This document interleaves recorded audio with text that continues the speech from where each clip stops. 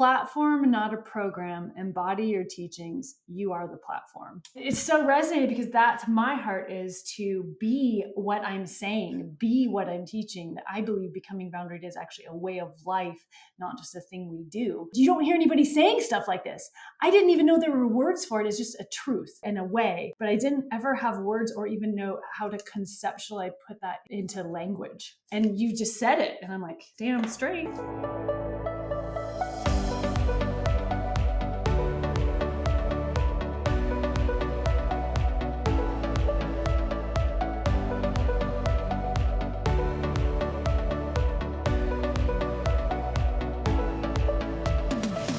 Hi, Molly. I'm so happy to have you here. It's nice to be here. Thanks for having me. Oh, Molly Davis.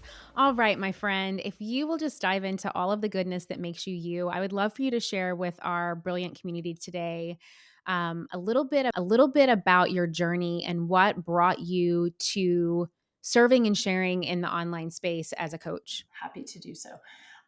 So I had almost no awareness that there was an online coaching course creation. I didn't even know this stuff existed, to be perfectly honest. I was a counselor working away. I started in the rehab addictions world, then moving into mental health, then moving into private practice. And in private practice, I really began working with a lot of fellow counselors, physicians, high-level people. And I kept noticing that the same exact problems related to boundaries that really impacted folks who are in the rehab world were the same exact problems that were affecting folks in the, high performers, high tier, whatever you want to call it world. And I was working with people across my state. And I thought one of the things that gave me such passion about creating sort of a boundaries program, so to speak, in the rehab world was I had so much I could relate with, even though that wasn't my particular journey as a compassionate hearted person, as a highly conscientious, highly responsible person. If you're not really sure where exactly the boundaries are, suddenly you are basically, the words codependency, people pleasing, even enabling come to mind without knowing you're even doing it. You're just being nice and being kind. You just don't really have any limits to your kindness. There are a lot of very empathic, very compassionate humans who get caught into addiction. There's also a lot of family members, as we all know, get caught into that whole incredibly destructive drama cycle, really, working in substance use disorders and stuff like that. And then to find it was like almost like the same stage, just different props, to find those same dynamics going on in my fellow counselors across the state, in my, fellow medical professionals, the same things. It just looked different. It wasn't on the streets with heroin. It was happening in a toxic relationship or really difficult work environment or struggling family relationships. It was the same principles. And I kept thinking, somebody has got to make a class for this. Somebody needs to make a class for this. Like it would just like this building pressure in my mind. Like, I don't have time. I'm running a private practice. I love counseling. Obviously that won't be me, but there's some techniques, there's some things I found that change people's lives, and it doesn't need years of counseling to do, and someone needs to do this. You know what happened next. Then COVID happened, and then my children grew up and began leaving the nest, and I suddenly had this time, and I'm like, so Molly, who is this someone you keep looking for? Maybe you're the someone. I opened the door into a journey. I had no idea what I was opening or all of the growth and fun and adventure that would come along the way, but that's kind of how it all started. Oh, I love that. So share with us a little bit more, because I know that there's so many women listening. They may not be coaches, but they are leaders, they're visionaries. They have this same situation, right? Like they've got this expertise or this specialty or this life experience, and they're sitting around and they're telling themselves today, someone needs to create a class for this. Someone needs to create a program around this. Someone needs to lead a community of people around this. But they keep holding themselves back. And so I would love for you to share, just through your own story, how did you go from being that person that kept saying someone needs to do this to actually being the person that did it? It's such a good question, because I wonder how many things never come to birth, never come to be actually manifested in everyday life. How many of us have these things that we just keep thinking, well, that was random. I must have eaten something funny, I don't know. And we never actually take that next step. I think for me, the things that held me back were, and I'm just off the top of my head, so this is in no particular order, but I thought that other people did that. That was things other people did. I was going to help make somebody else's organization wonderful. I was, going to work within the systems the way they were. Even going to private practice was really scary for me. I will be running my own thing. But there's certain rules and guidelines that you can follow for that. So I couldn't believe it worked, even that private practice.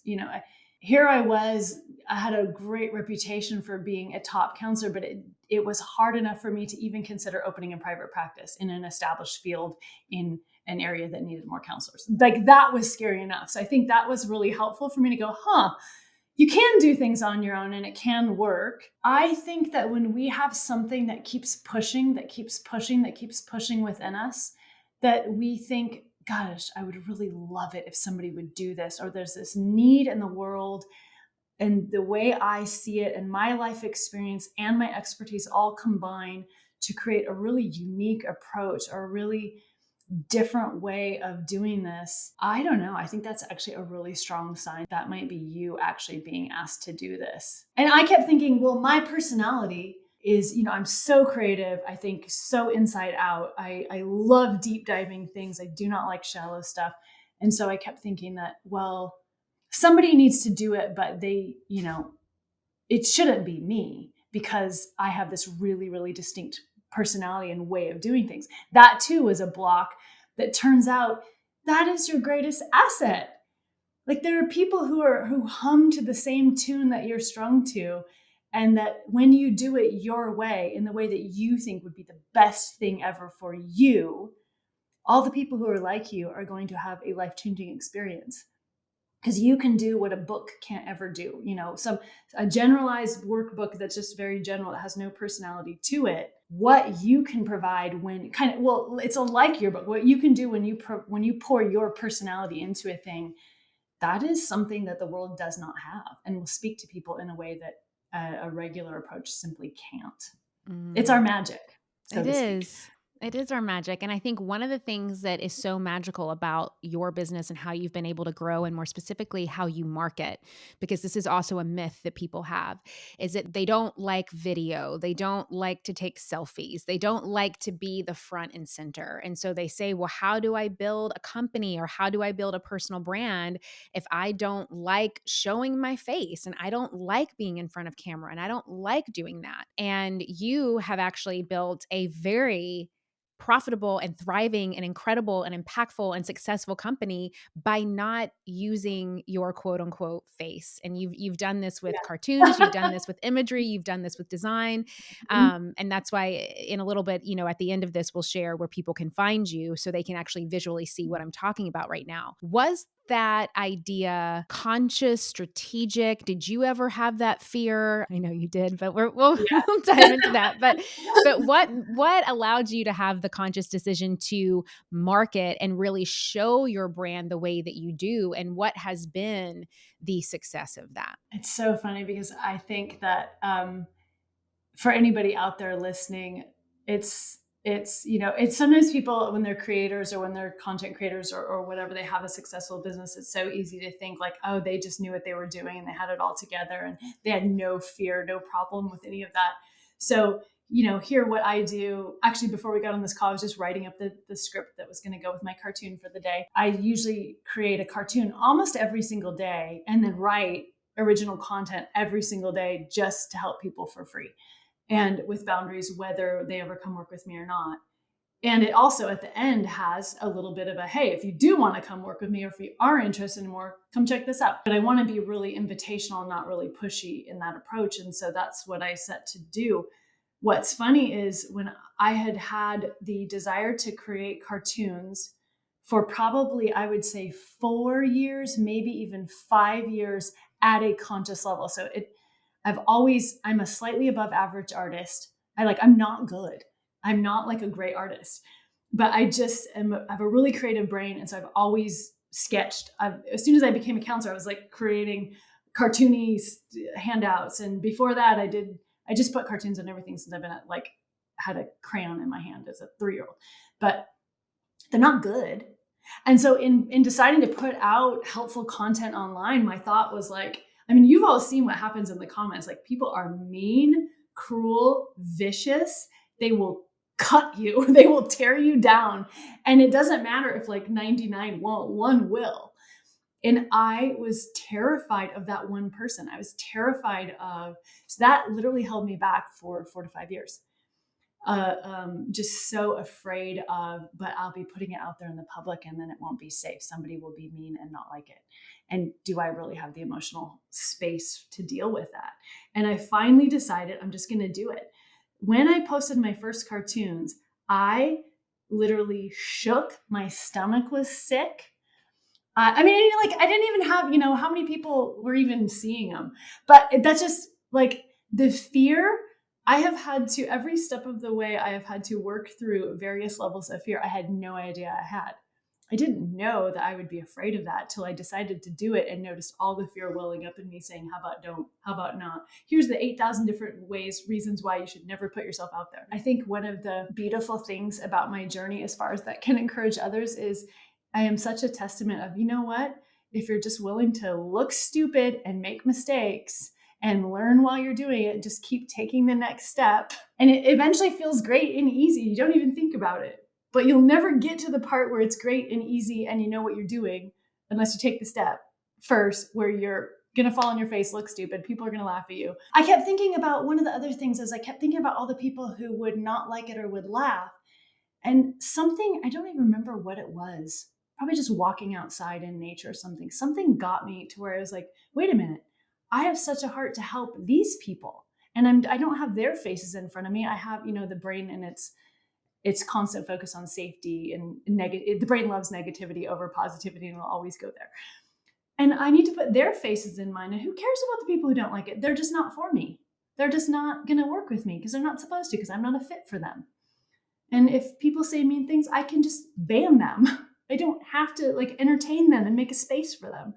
But I do want to speak to the people I resonate with and that resonate with me and that I know I can help. Oh, that's so, so good. And for those, again, what we're talking about is so visual. Like, I want you to go, I want you to see these cartoons, and then I want you to re-listen to everything that she just said, because it just goes to show that if you are in alignment and if you really just allow yourself and give yourself the permission to show up as you are with the gifts that you have today, as that is, really beautiful things can come from it. And so with that said, Molly, will you please share really what you do now? Like, if I asked you, just what do you specialize in? Who is this for? Let me know who you support, how you support them.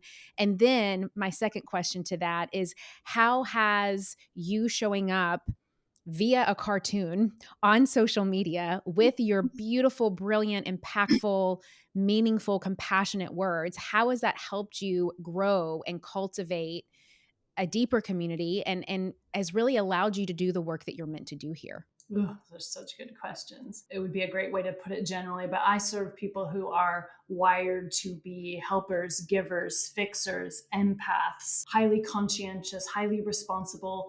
Like, we're the ones who, when there was a group project in school or in college, we did most of the work. Or we're the ones who are like, somebody needs help, and we're probably, when in doubt, help more. When in doubt, do more. When in doubt, give more. Which works great for us, as we all know, as long as nothing goes wrong. As long as we're with other people who are very respectful and also conscientious and also desire excellence and also responsible, this doesn't show up as a problem. But when we encounter somebody who is happy to take advantage of that, so sometimes it's really toxic relationships, including romantic relationships, but also friendships or family members. When we encounter someone who's like, oh, you're a giver? Well, guess what? I'm a taker. Whether that's conscious or unconscious. So sometimes it's unintentional. Sometimes it's straight up predatory, abusive. We don't have protections because we don't know where the lines are. We don't know where the boundaries are. So we don't know, what do I do now when somebody is willing to take? Or what do I do now when we can move it over into a helping capacity, when someone needs more help than I can give? So we find ourselves pouring out, and that's fine in an emergency, right? But it becomes a way of life where we just completely drain ourselves beyond anything that we. So, for example, if you're a physician, most physicians I've ever worked with have really compassionate hearts, and they went into medicine because they really, really, truly want to help somebody. But what happens if we don't have any lines where we start and stop and we can't get back to ourselves? Or like counselors, I think the average rate of burnout for counselors is 5 years. 5 years in the field, and then they never go back. Because what happens when you're highly empathic, highly attuned, highly conscientious, and you genuinely care about people? So you take all your clients' problems home with you. How long, and you think about them all the time, and you're always trying to figure out ways to help. How long before your own life ceases to become anything fun worth living because you are so consumed in the pain of others? So I tend to, like, a lot of times in my actual bootcamp program, about half the people are social workers, counselors, coaches, or psychologists of some sort, because I think this is that kind of boundaries work. So the boundaries work I do is not a typical, 5 easy steps in a book. No, that's so great. I'm not in competition with anyone. I love everybody in the boundaries field. My boundaries work is a very, very inside out approach that approaches boundaries from a completely different way, in a way that is really uniquely suited for compassionate hearts, so that it's almost like I always call it the tectonic plates. We just move the tectonic plates around so that our compassionate hearts can see actually that boundaries are the most compassionate, helpful, and responsible thing we could possibly do for others. And that we can love self and love others at the same time. We don't have to pick between the two. And I've got a really amazing method that's super obviously very creative and inside out. It doesn't require art making, but it's a really fun, unique approach that connects people with their own internal wisdom, so that each of us knows the boundaries that are coming from within us, and then we can set those on the outside. So it turns boundaries into something very, very organic and natural. And I literally use these tools all the time. What I teach is what I do and what I practice. And I think that's also what just makes it such a joy, that it literally changes people's lives over and over and over. And I know it does because it did for me. The second part of the question was, how did showing up through cartoons and just your beautiful content Mm, that you create, and really what I mean by that is like showing up in the way that really felt right for you, that you weren't trying to yes. force yourself to be this certain way. Oh, in order for Mhm. me to grow followers on social media, I have to post a reel of me, dancing every day, or whatever it is that people make up and tell Yeah. themselves. So how did you really showing up as yourself and saying, look, I'm going to share my work through this visual, through this medium, allow you to Yeah. really call in the people that you were meant to serve? Such a good question. I made a commitment to myself early on that I would be very authentic to myself. Otherwise, there was no point. What's interesting is I had to practice a lot of what I preached as I turned this into a program, because I was like, I want to help everybody and I want to do all the boundaries things for everybody. And I really do, right? What's interesting is that we are now at the space, thanks to your advice and the team that I now get to work with. We are now at a space where we are actually offering a boot camp for everybody. But to start with, I only had one of me and only so much ability. And so I decided to very specifically work with women only in a small group capacity, and this and that. And I figured out what would be, and it nearly killed me. I wrestled and wrestled with making it only be for women. I still have it. It ended up being the most magical, incredible women's space. My premium program is still only for women. It's unbelievable, but that hurt so bad to have to cut out. All I could see is who I was cutting out. And again, I had to reframe and go, but Molly, with your limited time and capacity, where's your magic? Where is your gifting? What is the thing? What is the way you can direct your energy that matches your passion, that will do the most good in this world? And I thought, I am so good with fellow givers, healers, compassionate people. I don't know what it is. I'm not good at fixing cars. You don't want to hire me to fix your truck if it breaks down or something, but I am really good at this. And if I do exclude others and focus only here, I can do things that who knows who those people will affect. The ripple effect of what I will get to do is I'll never even know, which I've been told over and over. You have no idea what this has done in my life and how it is impacting those that are around me. But it was scary. It really required me to have to be, to practice what I preach and go, what is sustainable and where's my best work going to take place. In forming, I wanted to do like just an open class and not add live coaching, but wait a minute, when I get to work with you, I can do so much more than I can do just teaching you in a class. As you know, there's so much we can do as we actually start working together and have a personal relationship. And I know you by your first name, and I know, hey, Sandy, I want you to do this exercise on your husband. Joe, I want you to do it with your sister. And, Becca, this exercise, you do it on your toxic work environment. Now let's all do it together. And there's just so much more than I could ever give if it was just only a class, no live contact. So I had to start being really picky in a good way. So There's more good. to your So, question, but I so good. lost I love what it. you said, where is my best work going to take place? I think that that is such a good question for so many of us to ask ourselves. I wrote that down. Gals, guys, those that are listening, now you know why I love to host a mastermind, because I get to call in and I get to be in the energy and around just the magic that is incredible women like Molly. And it's why I do what I do. And it's the domino effect. And it's really not just about like what I'm giving and what I'm putting out there, but what I get to receive from it. So selfishly, like this is why I keep showing up, because I get to pour in and hold space and be a part of just brilliant, magical, amazing, magnificent women just like Molly. And that's what I would love to dive into next. So we met on social media, on Instagram, and we voice chatted back and forth for a while. I think you might have heard me on a podcast if I remember correctly. Was it Yeah. Kathy's Mhm. maybe? No, this is what's funny. I actually Googled, I didn't know you at all. This is how intuition works. It's funny. Or I've just really learned to so trust that deep, deep intuitive voice. And I listened to you. You had a New Year's podcast. And I was just sometimes when I wash dishes or something, I'll just listen to a good business podcast and grow myself. And you had a podcast, and I don't even know if you're really talking about your mastermind, but you're talking about how you'd had this sort of epiphany that you were not Walmart, that it was, that was okay. And I thought, oh my gosh, boy, have I learned that lesson, and I can still learn more. And so I was just really listening to it. And as you were talking, I just thought, I need to work with her. I don't know when or how or what, but I just know. And I was kind of looking for who is my next. I find so much value in working with people and sitting with them and gleaning from them. And I've been kind of open-handedly asking, I wonder who I'm going to work with next, and I'll know when I find them. And I listened to your podcast. I'm literally doing dishes, and I'm like, I'll be working with her.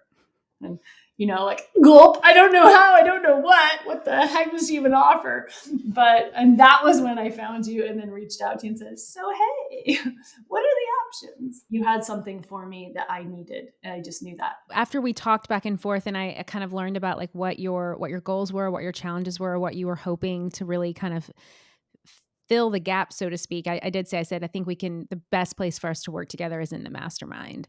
And I would love if you would just share to those listening just what your experience through that has been. Because also too, I mean, this was not your first like coaching rodeo. You've been in other masterminds, you've Yeah. worked with coaches and Mm-hmm. mentors, but why trusting that intuition over something else? And what did you really take away and leave with from our time together? One of the things I really, really appreciated about you is that you were very authentically you, and you were offering what you had, your giftings. You weren't trying to be somebody else offering, everyone's got like, oh, look, we'll give you this, we'll give you this. And so much in trying to find help in the entrepreneur space, I have wasted so much money.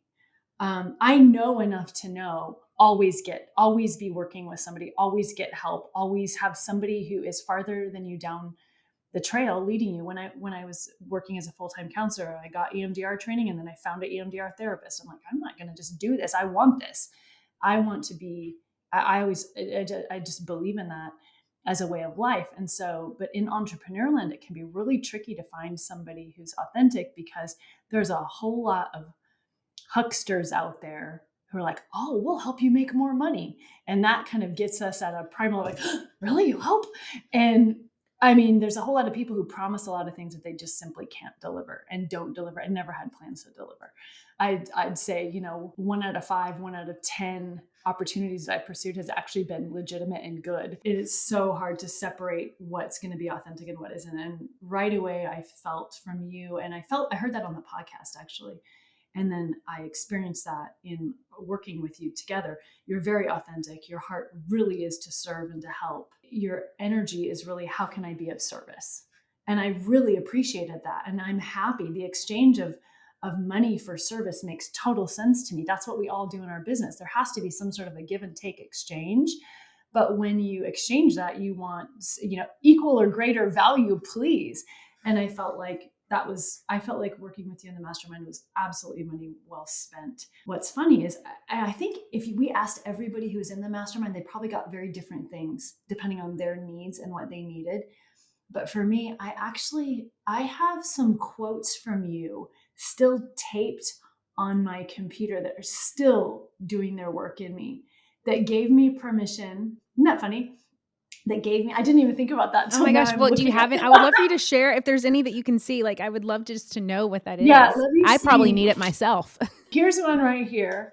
And it is: platform, not a program. Embody your teachings. You are the platform. And it's so resonating because that's my heart, is to be what I'm saying, be what I'm teaching. That I believe becoming boundaried is actually a way of life, not just a thing we do. And I believe that because I do that. And I've watched it happen in others. And that's what I want to communicate so much more than the things, even though I'm going to teach a bunch of skills and a bunch of tools. You don't hear anybody saying stuff like this. I didn't even know there were words for it. It's just a truth and a way. But I didn't ever have words or even know how to conceptually put that into language. And you just said it. And I'm like, damn straight. At one point along the way, you said something like, fear masks itself as logic. I don't even know if you remember saying that, and I do not know the context in which you said it. I was like, oh my God. I get in these hamster wheels in my head that I think are logical, but they're actually based on fear. Kind of an example would be like, I can't make cartoons. Somebody won't like it. And somebody won't like it. What will happen then? And this one person on the internet who doesn't like what I put out would just, make it not even fun. And but where's this pull? This pull, life wants to go this direction. And fear is always saying, stay small. Don't use your voice. Don't take up space. How about not? There are risks. So how about not? But here is life. And it's like this seed unfurling, and it wants to grow and it wants to grow. And I think because we start following fear so much, we just snip it off. We don't let it grow. That was like a game-changing statement that is right up here. It's like super taped up, but it's right up there. They're just staring at me. I have like little sticky notes around of things that are meaningful to me. But that, like, for example, that platform, not a program, that's been there for a year now. Not wild. It just still speaks to me. So it's not moving. Yeah. That's so funny. I have Post-its all over mine too. And it's like, I just leave them there until like they no longer serve me. And there's some that have been here for a long time now because they're still serving me. And I would love for you to share just a little bit more about, because you just said something that I think is super important, that you were talking about how there have been many times that you have invested in either a person or a coach or a program or an idea or whatever it is, and it just didn't work out for whatever reason. But you kept coming back, and you kept giving yourself the permission to try it again and to invest in other people and to like find who you were meant to be with. And there's so much power in that, because I think that most people would invest in a coach once or invest in a program once, and maybe they didn't receive what their desired expectation was. So then they make up this story and they tell themselves, well, all of this is a fraud. None of this works out. People are just trying to take my money. This was a waste of time, energy, resources, etc. And then they immediately close themselves off and down from any potential of growth or from anything that can be learned or that can be bettered. Even if a situation is a quote unquote bad situation, there's always something to be learned and bettered. And so I would love to hear from you that even though you've had experiences that might have not been amazing, luckily you and I got to have a really beautiful and amazing experience together. But what allowed you to keep coming back and to stay open and to stay curious and to trust that there was the right person, the right mastermind, the right opportunity out there for you? Yeah, that's such a great question. It comes back to, we have to actually practice what we preach. For example, if I'm going to provide an online course, but I'm not willing to get coaching myself, do I really believe in it? Or am I just trying to make money off of people? And I've had so many people come into my Boundaries program. They're like, man, I did this. I was in Codependency Anonymous. I was in counseling. I read books. I did this. Just never quite worked for me. And they will even say, I followed you for a year. I bet you have a lot of people who followed you for a long time. People always tell me, I followed you for about a year, and then this thing happened and I knew I got to just try. And they're scared to try. It's scary to try because why? We've been burned so many times. Is this really going to work for me? Is this really a real thing? Is this, I think that's actually the biggest hurdle for signing up for something like this is, but will it really work for me? Because I know that people can just sell stuff that has no substance. And so I think that for me, I know that it is, yes, there are people that can sell things for no substance, but our job is not to get caught up in all or nothing thinking. Just because there are people that sell stuff with no substance, that are just literally out to make a buck off of our dreams, there are also people who really can help us realize our dreams. And if we decide to shut off all doors of opportunity because we've been tricked, then we're also never going to get this one. They're just things I know. I don't know. I don't even know what I don't know. And somebody ahead of me on the path knows what I don't know and can tell me. And there is oftentimes, I think, one small thing somebody can say, even when it's a waste. Sometimes there's one thing that, like, you know what, that was that. I don't know if it was worth. I remember this one bro marketing company that, oh my gosh, they were so bad. And it was for $6,000. I remember just like trying to reframe, okay, for $6,000, I just got there was one 60-minute training in that whole thing. And I just always jokingly call it the $6,000 60-minute training, but it was what it was.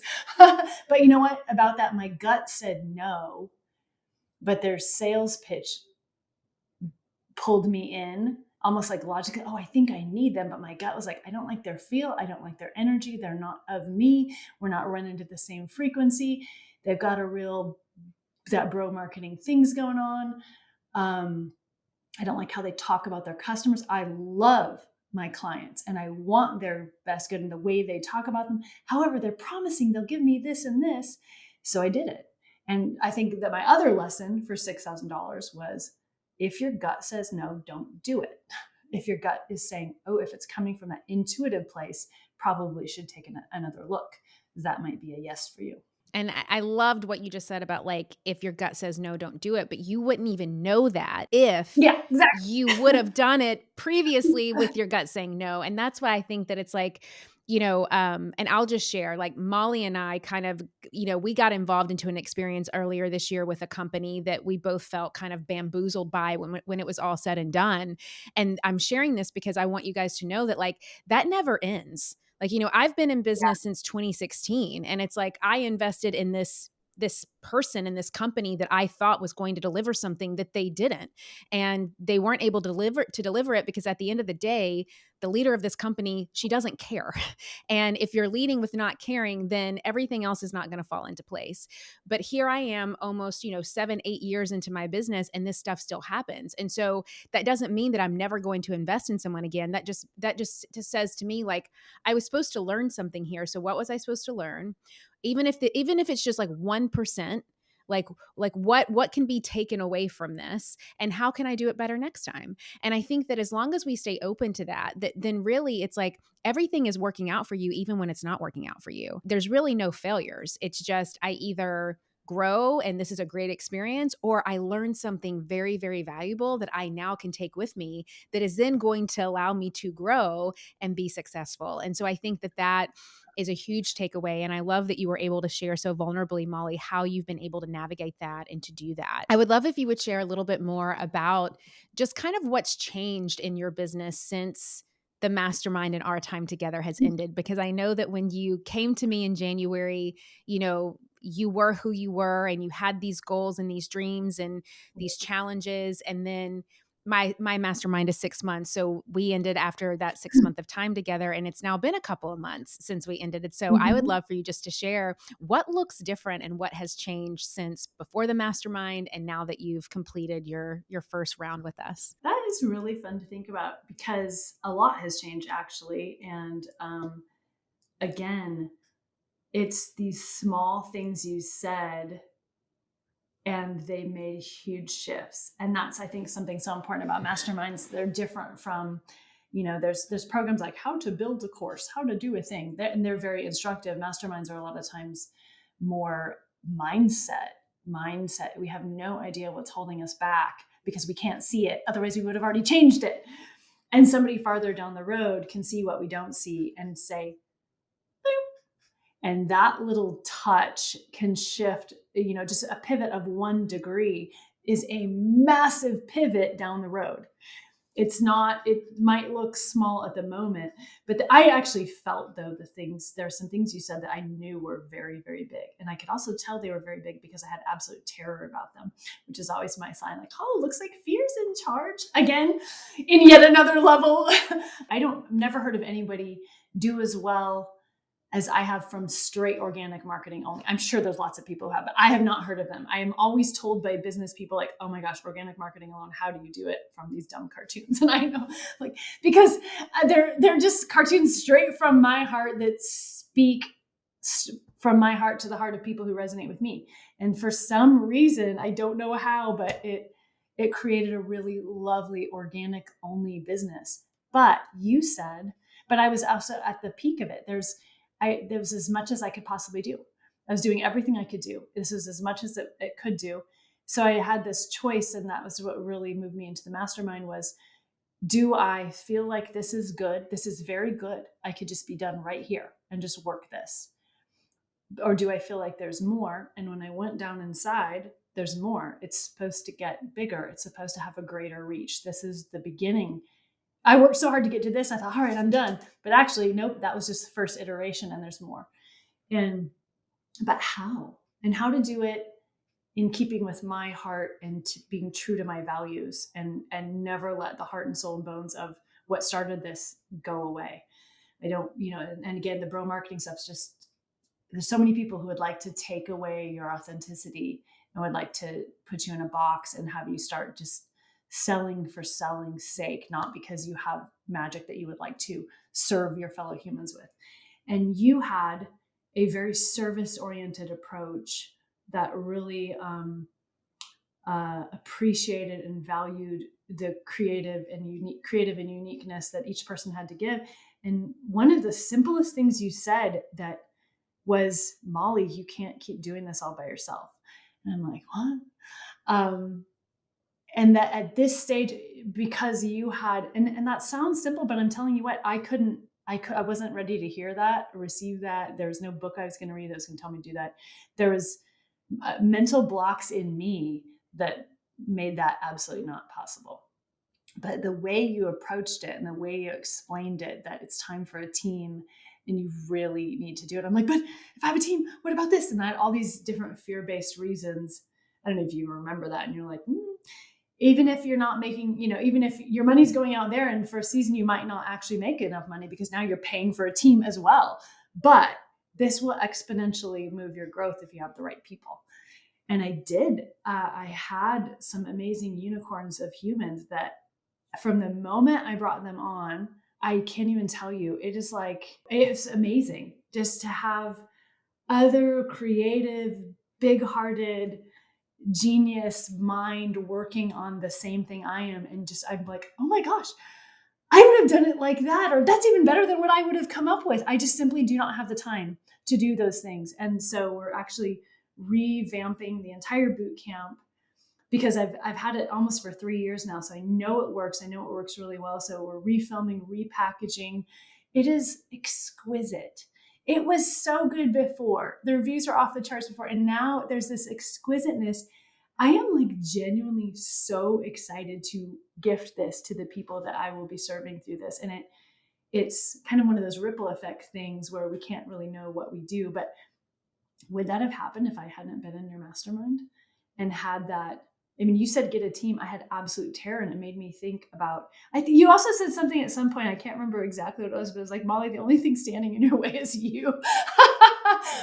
Usually you're very, very nice, but there was a bit of a firm, like, when your head gets out of your own way. And I'm like, huh? What do you mean by Yeah. that? I'm like, Like Molly, our I own need you to logic. move so I can talk to the future Yes. Molly who's like ready to show up. Like the future Molly is here, but you're literally blocking her. Like you're standing in front of her. And I need you just to like, thank you for getting us here, but you're not going to get us there. So I need you to scoot over so the new Molly can like, please stand up. Yes, I do remember That's that.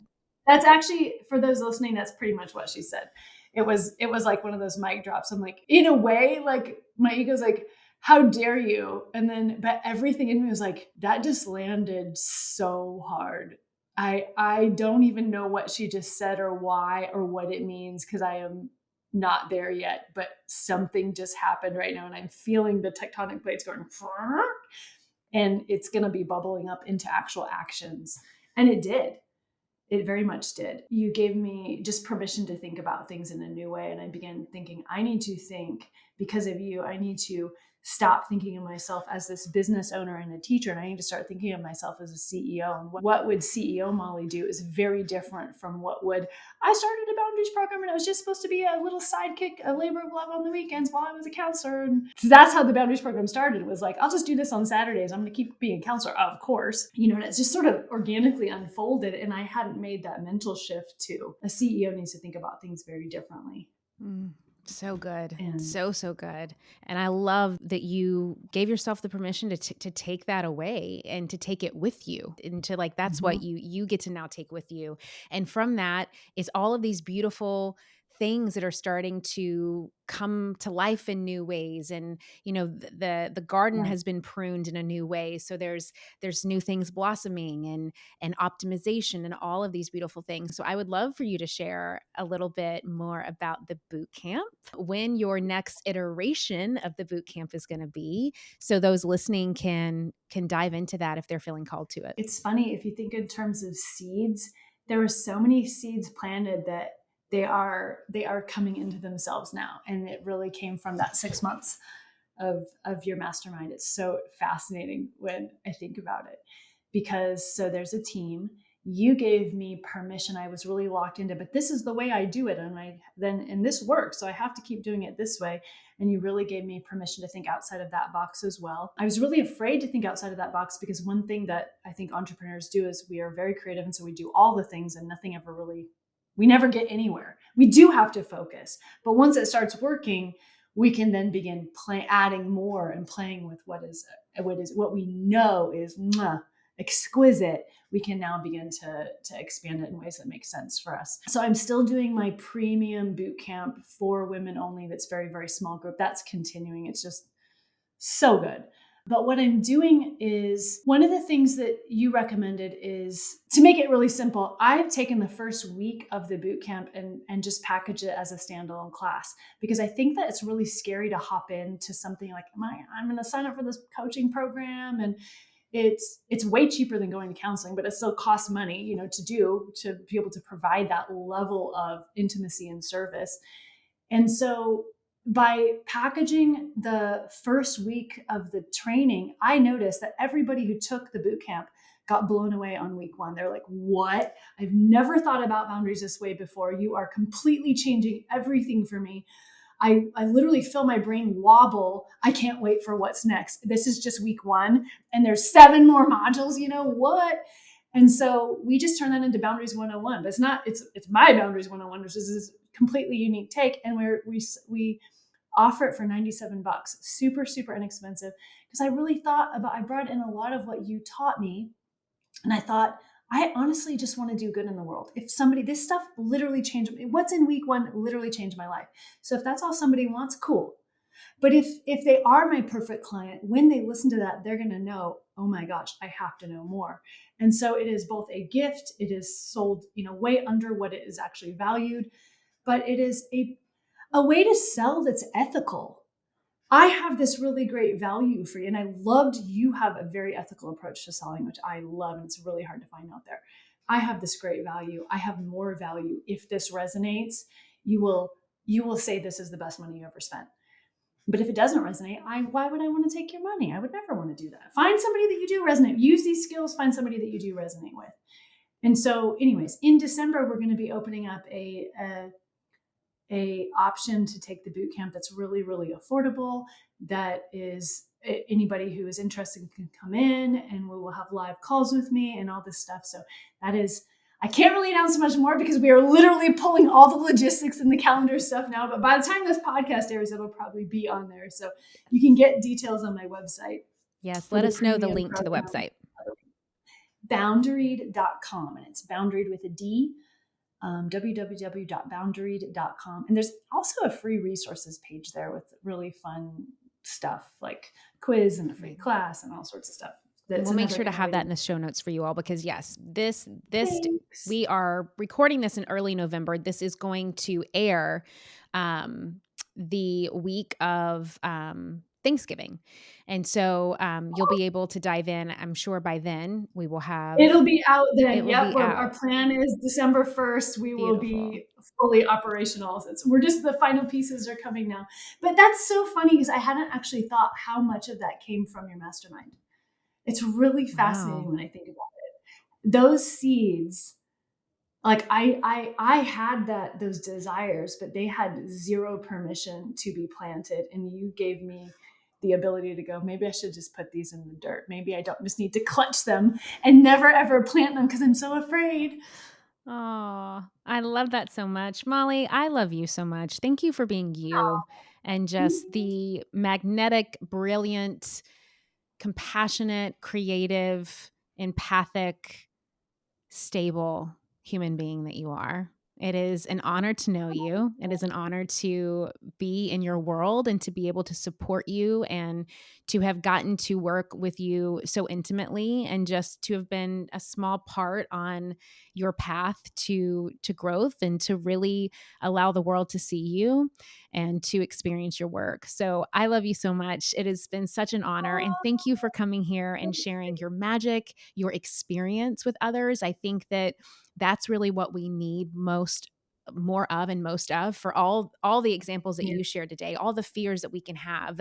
We've been burned, it hasn't worked in the past, who am I to do this, all of those things that can happen, that when we are reminded of other people's experiences, and even with all of those truths, the truth of being burned, the truth of not feeling enough, the truth of all those things, even with all of those belief systems and those truths that we have, we can still give ourselves permission to create new truths.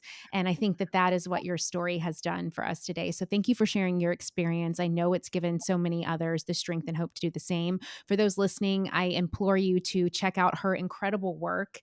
And if anything of today's podcast has resonated with you, anything that you really felt, if there were moments where you felt seen and heard and not alone, if there were aha moments that you want to share, make sure to screenshot this episode, tag me and Molly in it, because we want to know what is resonating with you the most. Molly, if you'll share your Instagram handle so everyone knows where they can do that. It is at Boundaried Bootcamp, and that's boundaried with a D, at Boundaried Bootcamp, and my cartoons are there and all that stuff as well. And Julie, thank you so much.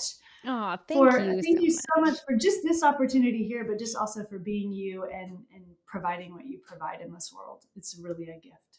I love it. And I want to thank this podcast, because if it wasn't for podcasts like this, we would not be sitting here having this conversation, because it's how you found me. So thank you all. I know, it's so cool. It's so cool. And I hope everyone has a beautiful and restful Thanksgiving week and staying in the gratitude. And I will see you same time, same place next week.